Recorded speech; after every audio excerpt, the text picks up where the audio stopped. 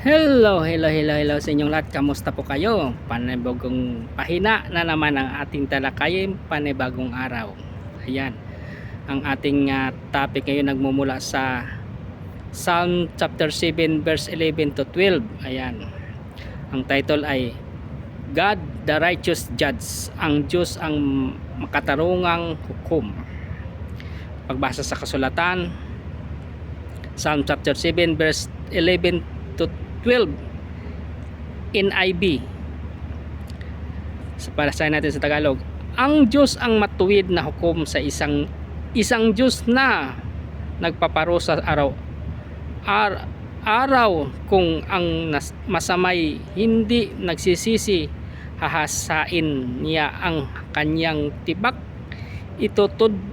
itutudla ang kanyang pana. Ayan. Ang awit chapter 7 ay isang panalangin ni David para sa makatarungang laban sa kanyang mga kaaway. Partikular na kay Cus na mula sa tribo ng Benjamin.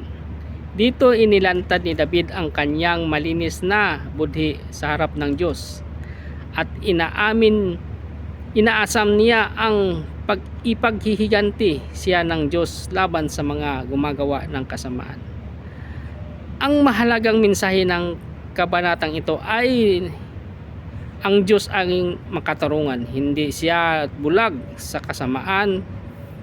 Tinitimbang niya ang mga puso at ang kanyang paghuhukom ay laging tama. Sa makatuwid may layuning iligtas ang matuwid at ituwid ang baluktot. Hindi lang ito tungkol sa galit ng Diyos, kundi sa kanyang awa sa panawagan sa mga makasalanan na magsisi bago dumating ang hatol. Ang mensahe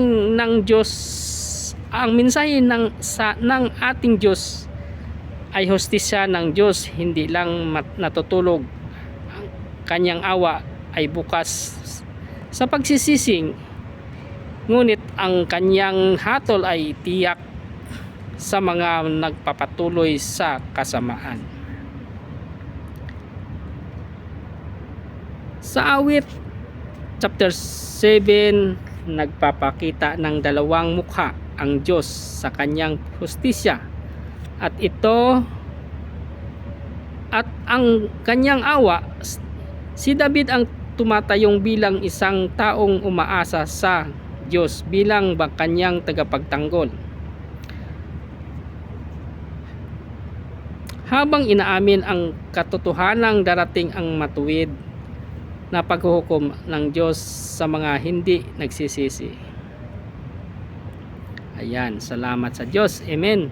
Sa kanyang mga salita, at ingat po lagi kung ano man ang ating ginagawa. God bless.